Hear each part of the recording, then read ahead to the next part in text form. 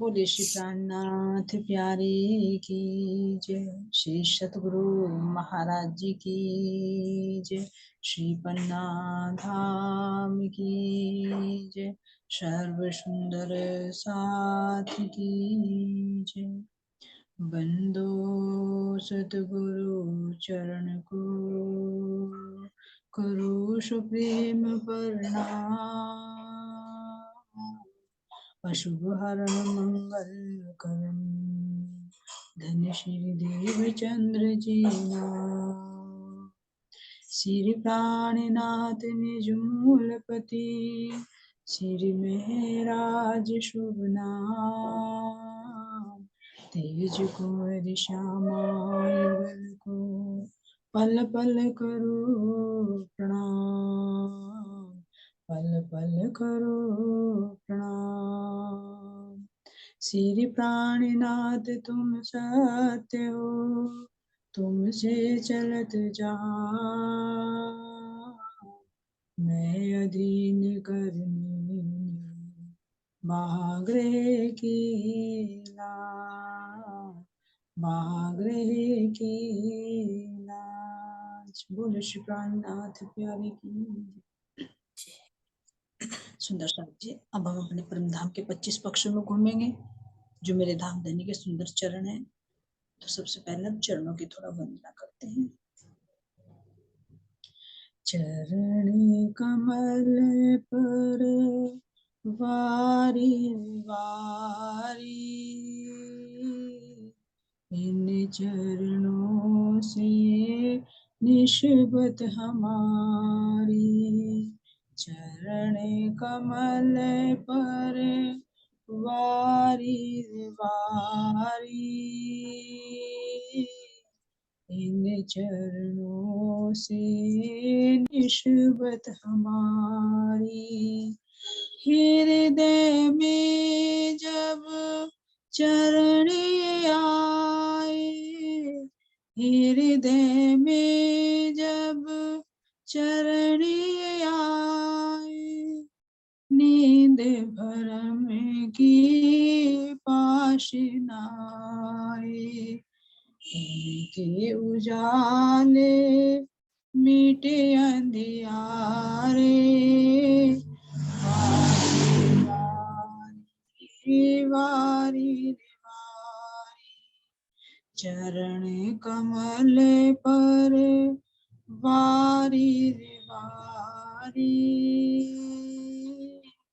इन चरणों से निस्बत हमारी। इन चरणों में नूर समाया धरती अंबर भी जगमगाया। इन चरणों में नूर समाया धरती अंबर भी जगमगाया। देखेगी कोई देखनहारी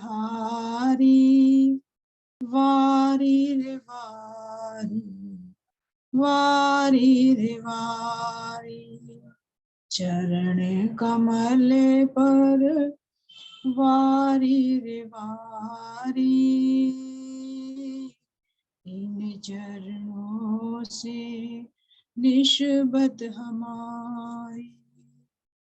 हरस किया दिल इन चरणों ने अपनी खिलवत इन चरणों में।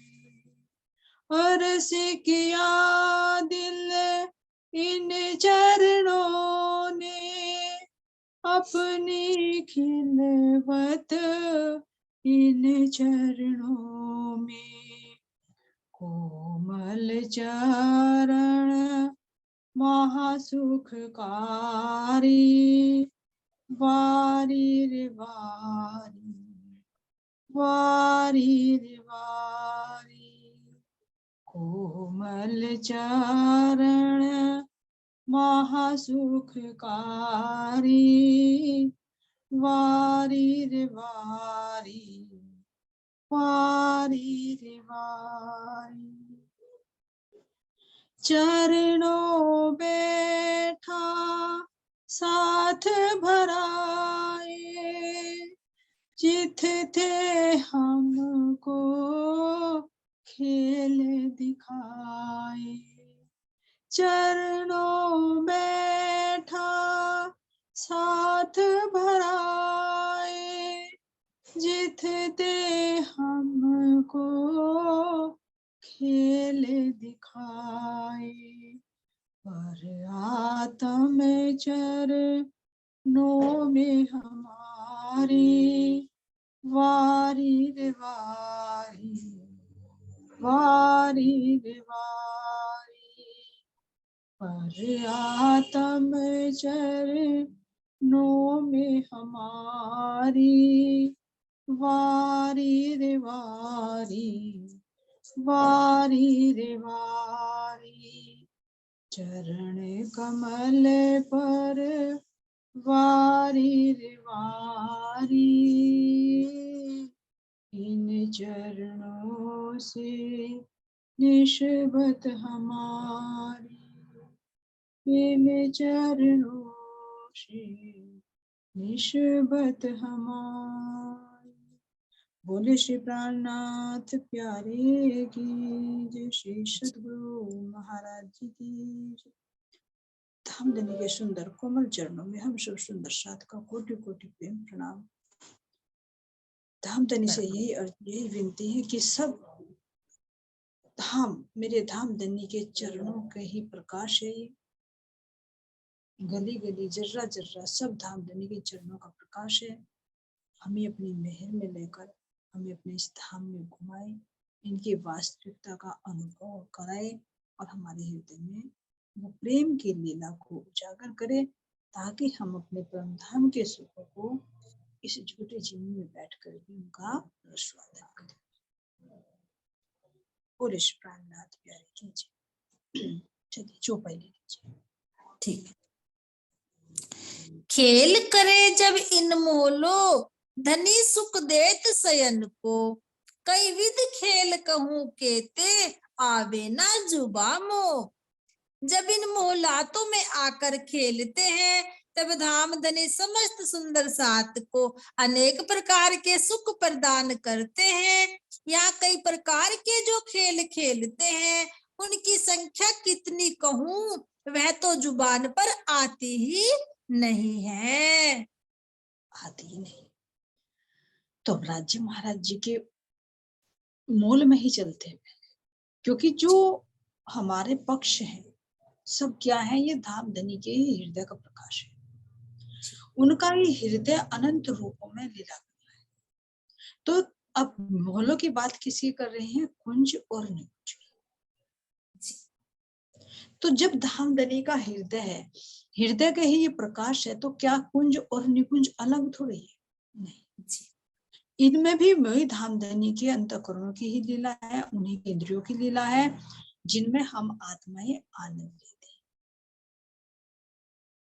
और मूल रूप से देखें तो अब ये धाम बन कहाँ रहा है, हम आत्माओं के हृदय। क्योंकि जब आत्मा के हृदय में धामधनी विराजमान होते हैं, तो जहां धामधनी है वही तो उनका धाम है। हाँ। और जहां धाम है वहां उनकी लीला है। तो अपने आत्मा के हृदय में ही देखिए कि मेरे धामधनी मुझसे दूर नहीं है, मैं उनसे दूर नहीं हूँ। कह रहे कि उनके चरणों में ही हम बैठे हैं, तो कहाँ दूर है। जब हृदय में भी आ गए, हृदय में चरण कमल आ गए, तो फिर ये धाम कहाँ जाए। तो तभी तो हम इनकी लीलाओं का आनंद ले सकते हैं। तो महाराज जी वर्णन कर रहे हैं कुंज निकुंज का। तो जो रंग महल है हमारा क्या है, वो बीच का सेंटर, उसका प्रकाश बाहर फैलता है। पहले भी बताया कि जो राज्य महाराज जी चेतन रूप में है, जब उस चेतना का विस्तार होता है, तो वो ही 5 ज्ञानेंद्रिय 4 अंतःकरणों के रूप में 9 भूम तैयार। क्योंकि जो वो चेतना है, जिसको एक गुप्त रूप से रख दिया गया है, जो तलहटी है, उसको छिपाया। जिस तरह शरीर के अंदर चेतना छिपी हुई होती, इसी तरह से स्नो भौम के नीचे भी जो तलहटी है वो मूल है। तो उसका जब प्रकाश बाहर फैलता है तो 4 अंतःकरण 5 ज्ञानेंद्रियों के रूप में वो प्रकाश बाहर निकलता है। उसके अंदर कौन सी लीला होती है? चिद और आनंद की लीला।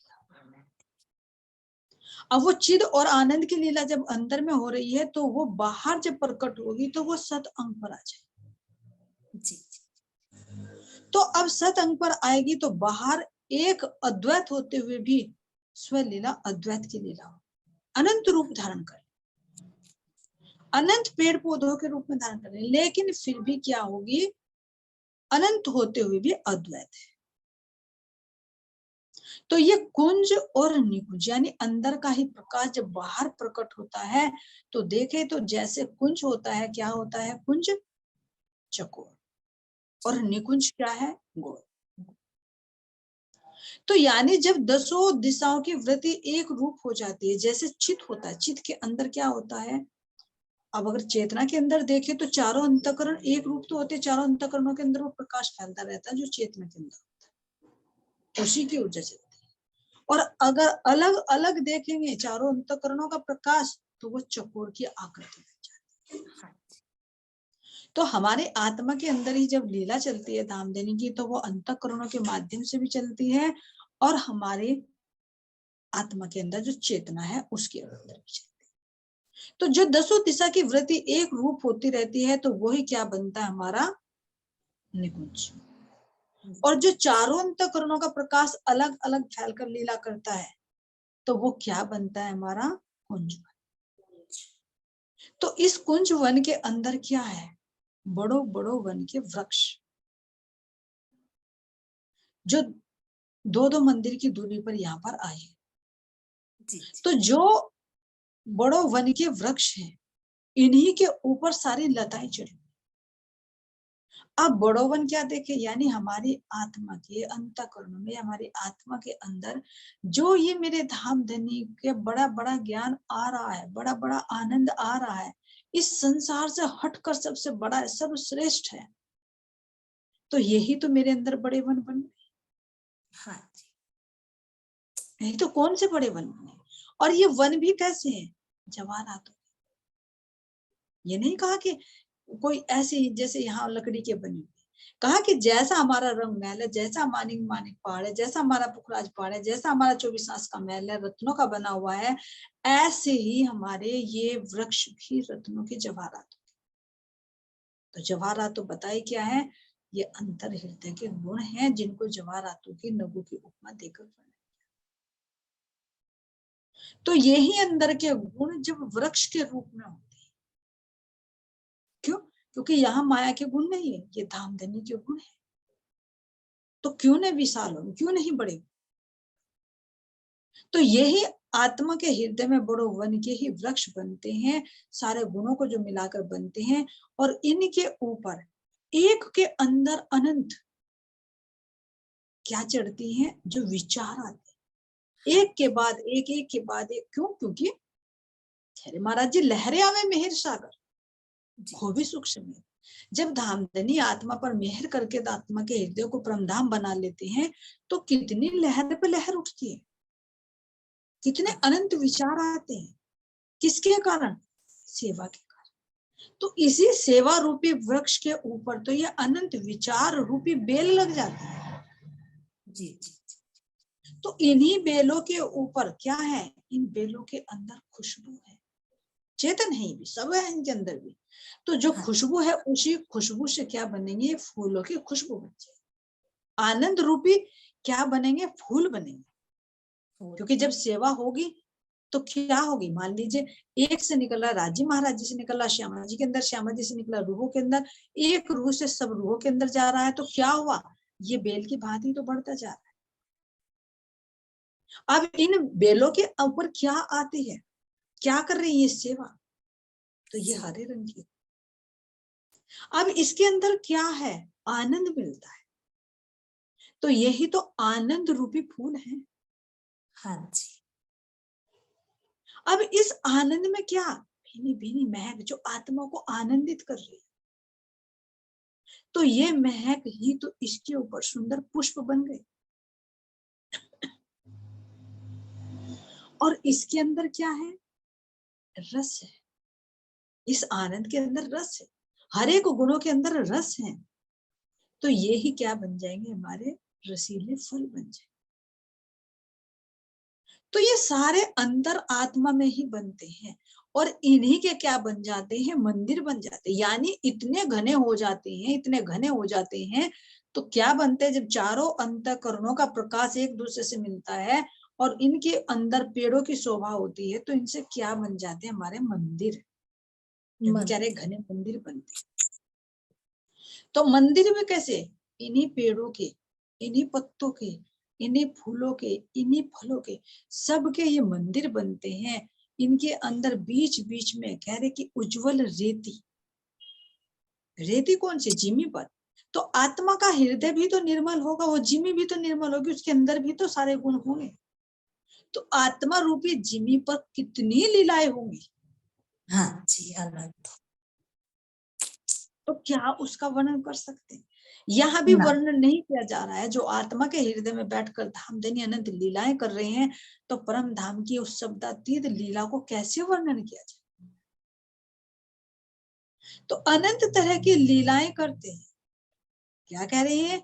जैसे मान लीजिए कह रहे हैं झूलने की भी लीला होती है, क्योंकि जो चौकों के अंदर, रेती के चौक के अंदर जो वृक्ष आए हैं, उस वृक्ष के अंदर भी बीच बीच में उनमें क्या पड़े हुए हैं? झूले।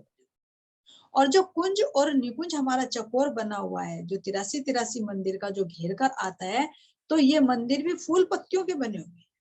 जी जी जी। इनके अंदर जो थंबों की हार आती है घूमकर, उन थंबों की मेहराओं में झूले पड़े हुए। तो इन फूलों के ही बने हुए झूलों में हम अपने धाम धनी के साथ झूला झूलते हैं। तो झूलने की लीला, फूल पत्तियों का बना हुआ झूला, तो कैसा है? अभी कहा ना, आनंद। जब एक विचार से अनंत विचार निकलते हैं, धामधनी एक रस के बाद दूसरा रस देते हैं, तो उसके अंदर क्या होता है? आनंद। आनंद। तो वही आनंद रूपी पुष्प है, उनके अंदर रस प्राप्त होता है, तो वही रसीले फल हो जाते हैं। तो जब इनके ऊपर जो अनंत विचार निकल रहे हैं, इन विचारों में हम धामधनी के साथ उस रस को प्राप्त करते हैं, तो यही तो झूला झूलना। हाँ और जी। कब झूलते हैं? जब मेरे धामधनी की कृपा रूपी ये मंद मंद सुगंधित हवा बहती रहे। तो कह रहे जैसे सागर के अंदर लहर उठती है, ऐसे जैसे हवा के झोंके आते हैं, इसी तरह से धामधनी की मेहर के झोंके जब आते हैं ना, तो आत्मा अपने धामधनी के साथ कितनी मस्ती में झूलती है। हाँ जी। तो झूलने की लीला भी यहाँ पर होती है, यहाँ पर झीलने की लीला भी होती है, क्योंकि कुंड है बीच। कुंठ। वो क्या है? वो मेरे धामधनी के हृदय का ही तो बहता हुआ रस है। हाँ जी। उस रस का एक बाहर जो थंब बने, मंदिर बने, वो उस रस का प्रकाश है। प्रकाश। लेकिन जो कुंड बना हुआ ये तो स्वतः ही रस है। जी जी जी। तो इस रस में झीलने की भी लीला होती है, जिसमें से अनंत फव्वारे निकलते हैं। तो अब इसमें यहाँ पर झीलने की लीला भी हो रही है। और झीलने के एहसास करो कि जब ये कुंड बना हुआ है, गोल है, चकोर है, इसके चारों तरफ से सुंदर 3-3 सीढ़ियां जल के अंदर उतरती है। वैसे तो ये जल कितना है? 1 बूंद गहरा है, लेकिन 3-3 सीढ़ियां इसके अंदर उतरती है। इसके चारों तरफ सुंदर क्या है? बगीचे, दूब है, जिसके ऊपर हम अपनी कुर्सियां, अपने सोफे डालकर बैठकर उस जल के कुंड का आनंद लें। और उसमें से निकलती हुई फव्वारे की भी बूंदे जब हमारे ऊपर पड़ती है, तो कितनी शीतलता का एहसास होता है। तो अपने चाहे धामधनी के संग बैठो, चाहे सखियों के संग बैठो, तो यहाँ का आनंद ही कुछ और है। जी जी ये तो एक बाहर के शब्दों में बताया जा रहा है, जी जी जी। लेकिन बातूनी रूप में समझे, जब धामधनी के हृदय में जो रस है, उस रस का जब हमें एहसास होता है, उसकी शीतलता का एहसास होता है, उसकी खुशबू का एहसास होता है, उसके स्पर्श का एहसास होता है, उसमें से उठने वाले भी जो 5-5 फव्वारे जो चारों दिशाओं में जाते हैं, एक मध्य में जाता है, तो जब हम इन फव्वारों के नीचे बैठते हैं, तो धामधनी के हृदय में बैठने का आनंद कितना। जी जी। तो उस आनंद में हम हमेशा रहते थे। लेकिन यहाँ पर धामधनी अब शब्दों में उस रस को बांधकर यहाँ पर वर्णन कर, तो क्या रस को या आनंद को शब्दों में वर्णन किया जा सकता है? जी। नहीं किया। कोई तुम्हें कहे कि तुमने ध्यान किया, तुम्हें कितना आनंद आया, तो क्या तुम उसको बता सकते हो? ना। और नॉर्मली सी बात है, तुमने कोई चीज स्वादिष्ट चीज खाई और उस खाने का तुम्हें जो सुख प्राप्त हो, क्या उस सुख को तुम बता सकते हो? नहीं बता सकते। बस ये कहोगे अच्छा है। तो अच्छा। जब आत्मा अपने धामधनी के हृदय के उस रस का अनुभव करती है,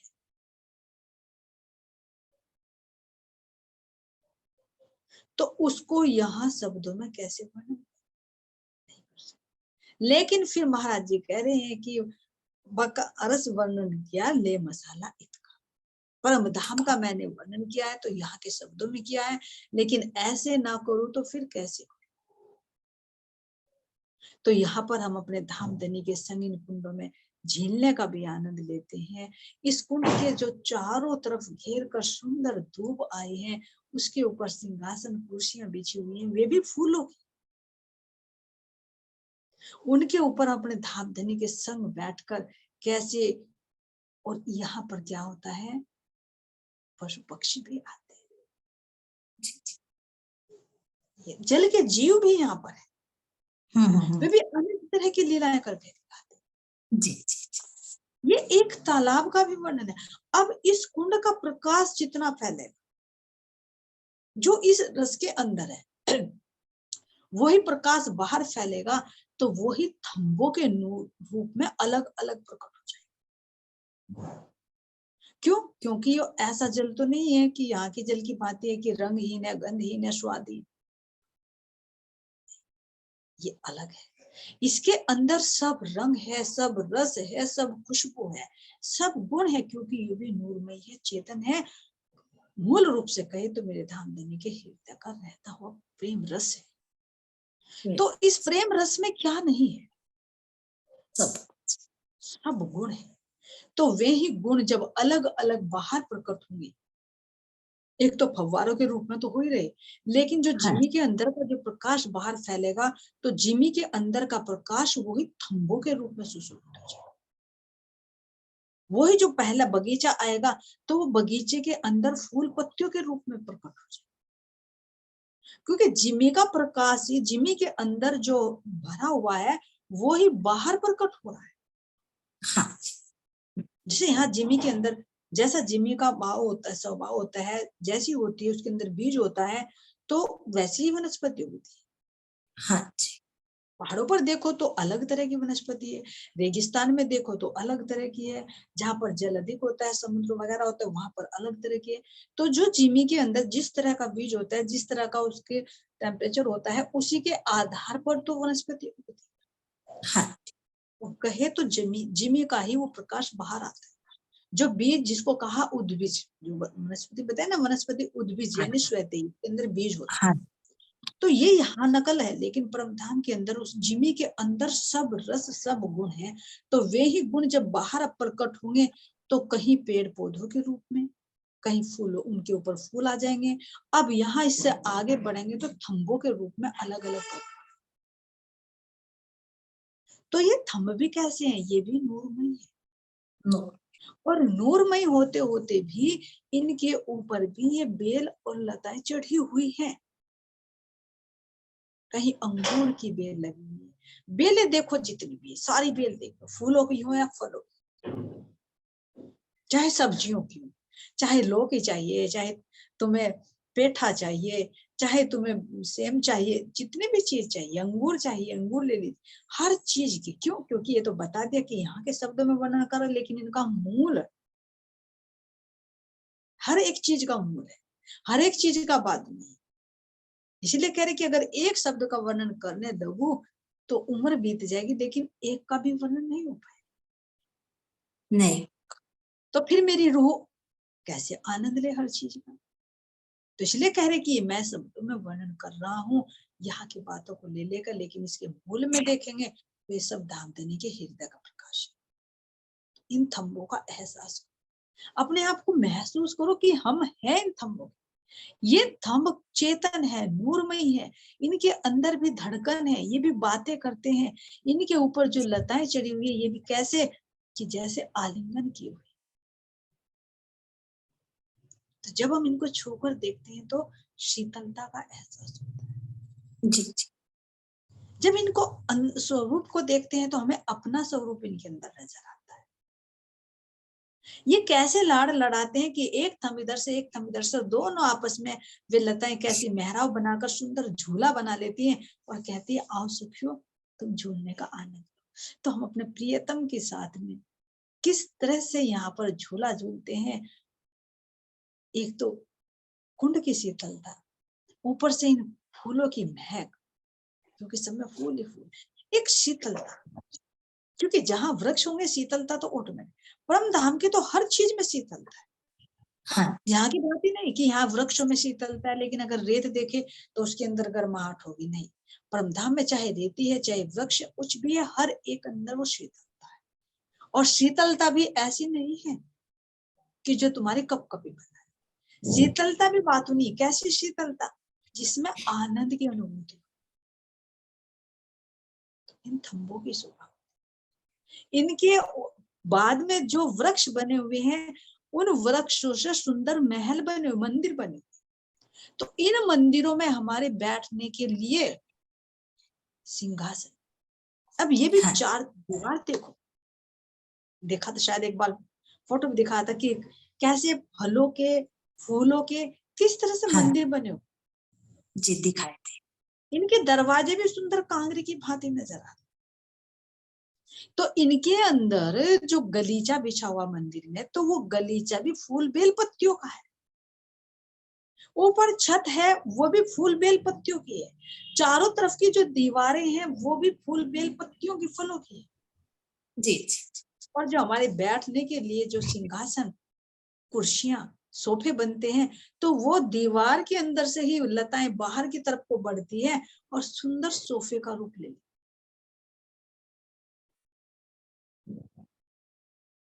सुंदर कितने भी देखो अलमारियां बनी हुई हैं, जितने ऊपर गुच्छे लटके हुए हैं फलों के। जैसे हमारे मंदिरों में अंदर रंग महल में तो क्या कहा था धामधनी में कि छींके लटके हुए हैं, हाँ जी, जिनको तुम्हारे खाने की सामग्री है। तो यहाँ तो छींके क्या, खुद के खुद फलों के गुच्छे लटके हुए छत। हाँ जी, छींकों की जरूरत तो वहां पड़े जहां कम हो, लेकिन यहाँ तो पूरी छतों में। तो कितनी सुंदर शोभा, इसका एहसास कीजिए। तो कब बनेंगे ये बातुनी में? हमारे अंतःकरणों में, आत्मा के अंतःकरणों में जब धामधनी विराजमान होंगे और उनके साथ में हमारी आत्मा रमण करेगी, तो फिर किस फल की कमी रहेगी, किस इस रस की कमी रहेगी? क्योंकि फल भी क्या है, रस है, रसों ने रूप धारण कर रखा है। खट्टा भी, मीठा भी, तीखा भी, जैसा चाहिए वैसा। तो धामधनी प्रेम भरी रामते जब करते हैं तो क्या उसमें तीखापन नहीं दिखाते? हम तो कितनी तरह की रामते होंगी कुंज में। आराम से बैठेंगे, गल भैया डाल के मीठी मीठी बातें करेंगे, तो प्रेम का रस दे, तो वो मीठा फल हो जाए, उसी का प्रकाश हो जाए। और जब आंख मिचोली खेलेंगे और रह गया अरे मैं धामधनी को ढूंढ नहीं पाई, तो क्या होगा, वही उनके खटास का एहसास हो जाए। लेकिन उस खटास में भी मिठास है। तो उसी से अंगूर संतरे ये चीज बन जाएगी जिनमें सब स्वाद मिक्स होंगे। हाँ जी, खट्टा तो मीठा। तो आत्मा को बहुत थोड़ा ये लगता है कि अरे कहाँ वो असली रस और कहाँ शब्दों में वर्णन कर। जैसे इंद्रावती सखी कहती है कि कहाँ अपने सुहाग का सुख, उसकी संगति का सुख, और कहाँ सखियों में बैठकर उसका वर्णन कर। वर्ण। कितना अंतर है।